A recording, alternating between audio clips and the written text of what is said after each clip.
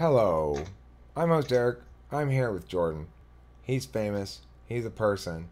I think it's fair to say he's a host as well. And we are talking about the distinction between meaning preference versus experiential preference.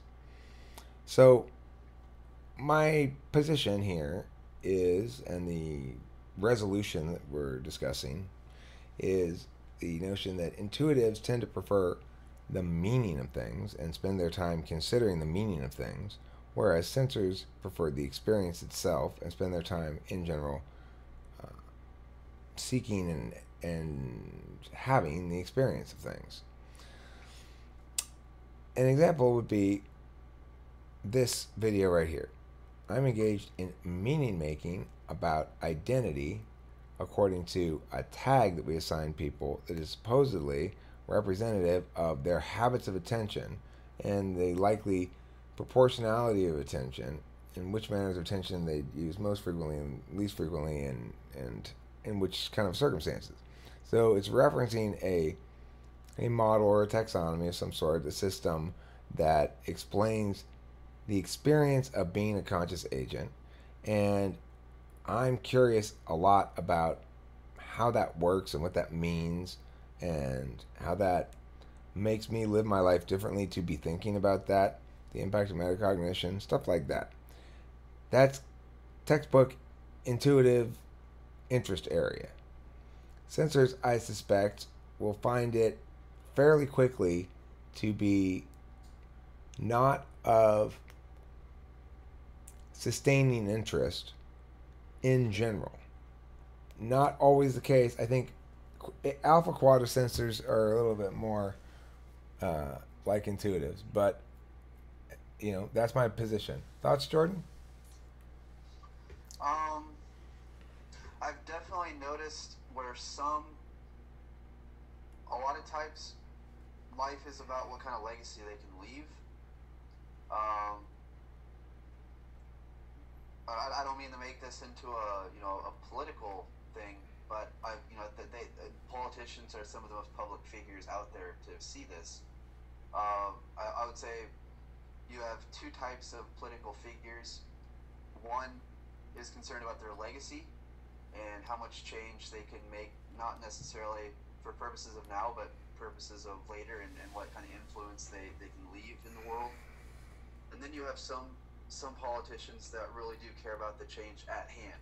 They don't care about what they're going to be remembered as or what they're going to be remembered uh, as having influenced or changed.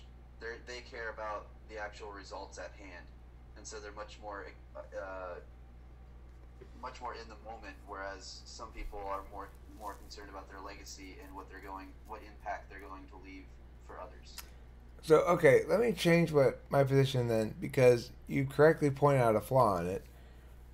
I think it's better to say that sensors focus on attaining specific meanings, whereas intuitives focus on creating, changing, and understanding the meanings themselves rather than on attaining them.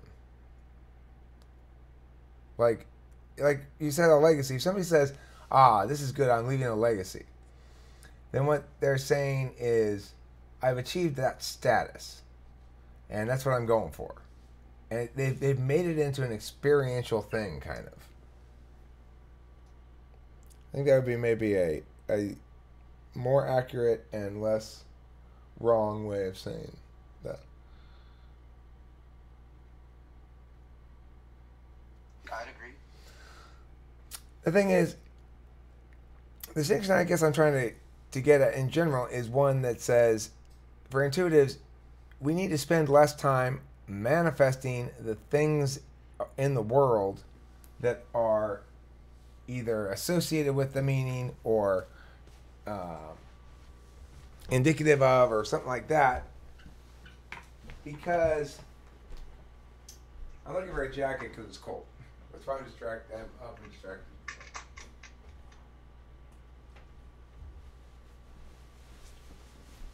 Because I guess attainment like attainment for me is can be easily achieved, not easily, but is like I feel fully as though something has been attained when I say something insightful. And I can usually tell whether something is more or less insightful. And then to say something is insightful is to say that it's a notion that resonates as true for most people and as new for most people. Would you agree with that definition of insightful? Yes, I took some further time to think about the question before, and I think when it comes down to intuitives versus sensors, intuitives live in anything but the present moment. So we do a pretty good job of living in the past sometimes, and we a lot of times we live in the future. But at least for NE-DOMs, we do best when we're living in the hypothetical. But the hypothetical is not necessarily in the present, whereas sensors live directly in the present. And so where are we now? What? Where are we now? I would say I'm talking in the hypothetical.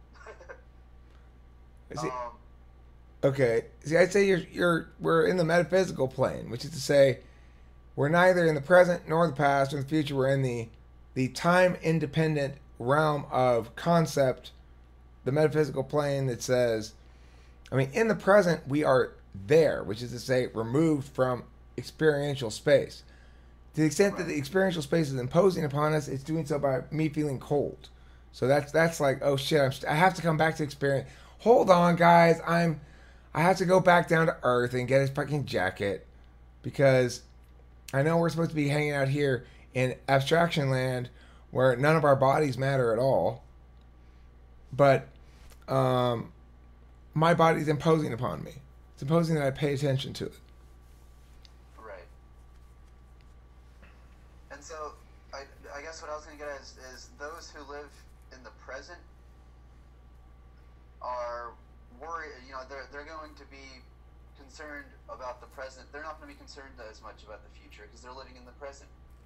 And so they're the ones that aren't going to be as concerned about, a legacy. They're going to be worried about what can they physically do to change things now, to influence now. Whereas we're wondering what in the metaphysical world that we're in right now, what can we change in the future?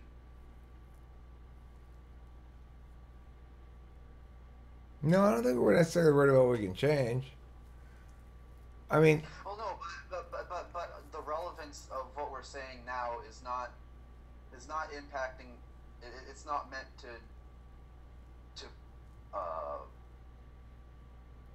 present an experience in the moment right now. It's part of a process. Right. Right. Okay. Right. It is part of a process. It's not an end in itself. The moment is not the end in itself, although of course it necessarily is, but we have this framework that puts things into this larger process and prioritizes that as more important. Well, I think it has. I think that has a lot. It speaks volumes as to why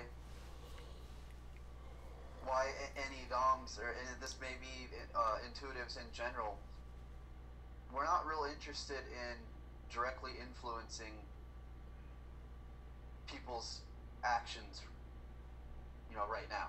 Like I'm not trying to influence you to do anything right now.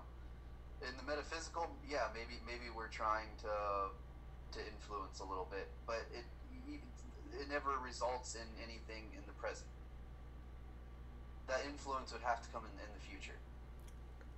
It's an interesting it's an interesting point to make because the exception would seem to me, if you frame things in terms of argumentation, then I am often trying to get people to quote unquote do something in the moment, where I'm trying to get them to say yes, I agree with that, or no, I don't agree with that, or yes, that is what I'm saying, yes, no, that's not what I'm saying, or answer my question, So I think if you're questioning somebody, the issue, of course, Already in the physical realm, though. it's all in the metaphysical realm, right? But in that sense, there is time, but it's an order of operations kind of time. It's not a, it's not a sun crossing the sky kind of time. It's a time. It's a time of conditionality that antecedents and consequence have an order, and that necessarily means that there be a before and after. But beyond that, there's not really any level of specificity required in terms of time. Some things may have Yeah. duration as well. And it's because on that metaphysical plane, objects don't are not subject to the law of non-contradiction. So I can't have I can't have this both be a mouse and a pineapple in the same time, space, and context in the physical realm without violating the law of non-contradiction. And in the metaphysical realm, I can have a video being watched by two people at the same exact time in different locations, even though how could that video be in two places at one time? Well, because it doesn't work like that. It's the metaphysical realm. It's the realm of time objects, abstractions or symbols that both represent and utilize the dimension of physical reference as a consistency stabilizer, like, as a stabilizer to make sure that the system in the metaphysical world doesn't spiral off into just arbitrariness. There has to be something to keep it grounded, and allow for consensus to have some meaningful connection to reality, I guess.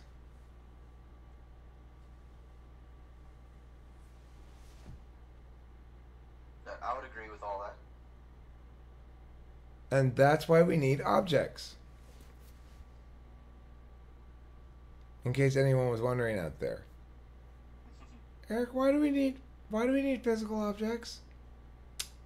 Well, because, you gotta eat stuff. Why do we need non-food physical objects? Because you gotta go on the computer. See? Mysteries of the universe solved.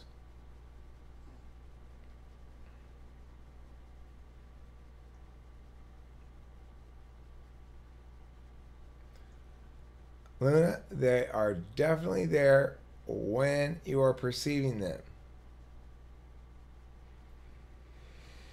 Yeah, as an intuitive, I can definitely say, obviously, when we're talking in abstractions in the metaphysical, we're not actually up in the clouds, but in a way, you know, to put on that coat, you really did have to bring yourself back down to reality, to ground yourself.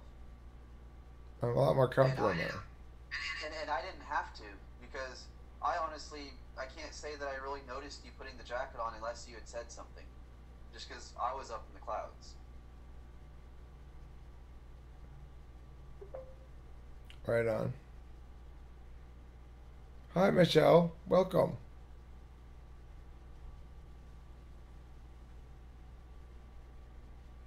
Hi, Kitty Meow. Oh, what a special kitty meow.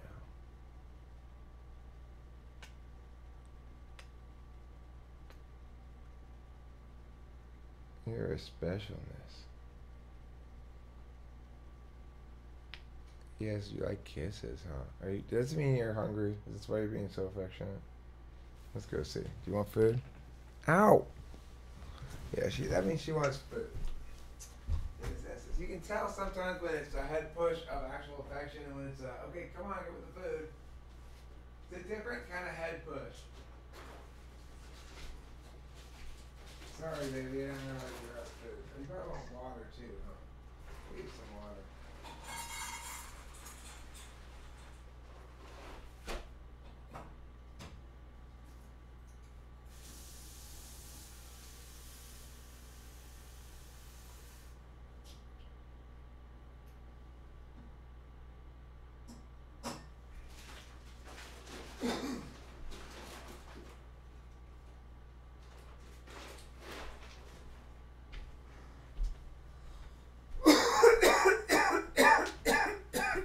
Oh shit! I think I'm recording a video right now.